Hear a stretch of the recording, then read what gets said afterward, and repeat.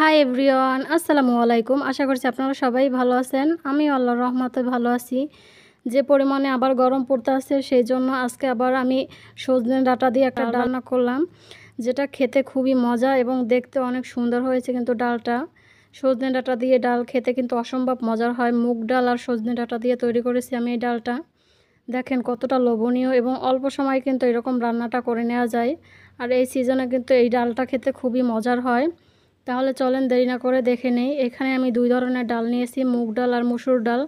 আপনারা চাইলে এক পদের যে কোনো এক পদের ডালটা দিয়েও করতে পারেন, ডাল দিয়ে করতে পারেন।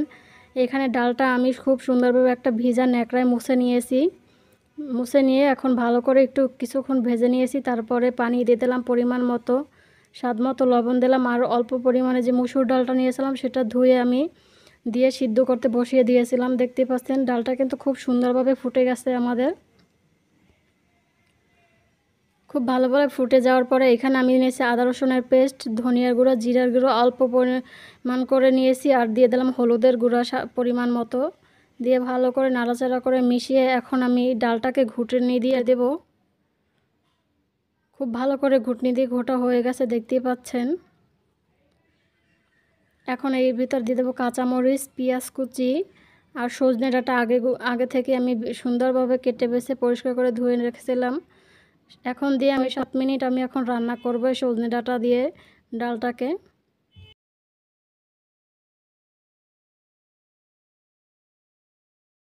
দেখতে পাচ্ছেন 6-7 মিনিট পরে আমি ডালটা কিন্তু কালারটা চেঞ্জ হয়ে গেছে, সজনে ডাঁটাগুলো সিদ্ধ হয়ে গেছে।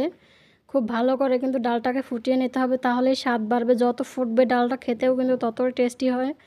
নামিয়ে নিয়েছি, এখন আমি ফোড়ন করে নিব। আগে থেকে একটা প্যানে আমি রান্নার তেল বসিয়ে রেখেছিলাম। তারপরে দিয়ে দিলাম পেঁয়াজ কুচি, রসুন কুচি আর মরিচ, 3-4টা মরিচ ভেঙে খুব সুন্দরভাবে এখন ব্রাউন করে ভেজে নিয়েছি, দেখতে পাচ্ছেন।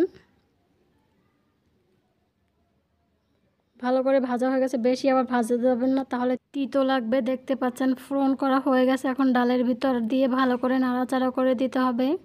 আর এইখানে দিয়ে দেবো কিছু পরিমাণে ধনিয়া পাতা, দিয়ে ভালো করে এবার মিশিয়ে বেশ কিছুক্ষণ রান্না করে নিতে হবে ডালটাকে। এই ডালটা যত ফুটবে ততই টেস্টি হয়, খুবই সহজ, আবার খেতে কিন্তু অসম্ভব মজার হয়। আমি যেভাবে রান্না করলাম আপনারা অবশ্যই একবার এরকম ট্রাই করবেন বাসায়। আর কমেন্টে আমাকে জানাবেন যে আপনাদের কাছে এই রেসিপিটা কেমন লেগেছে। যদি ভালো লাগে তাহলে অবশ্যই আমার চ্যানেলটাকে সাবস্ক্রাইব করবেন, লাইক কমেন্ট শেয়ার করবেন। দেখেন ডালটা কি সুন্দর হয়ে গেছে আমাদের। ঘনত্বটা আপনারা আপনাদের পছন্দ মতো রাখবেন, ঘন পাতলা যেভাবে খেতে চান সেভাবে কিন্তু তৈরি করে নেবেন। দেখেন মাশাআল্লাহ কতটা টেস্টি, এবং গরম গরম ভাতের সাথে খেতে কিন্তু অসম্ভব মজার লাগে এই গরমের দিনে। লেবু দিয়ে খুব মজার একটা ডাল, আপনারা অবশ্যই একবার ট্রাই করবেন। ধন্যবাদ, সবাই ভালো এবং সুস্থ থাকবেন। আর আমার এই ছোট্ট চ্যানেলটার সাথে থাকবেন। আল্লাহ হাফেজ।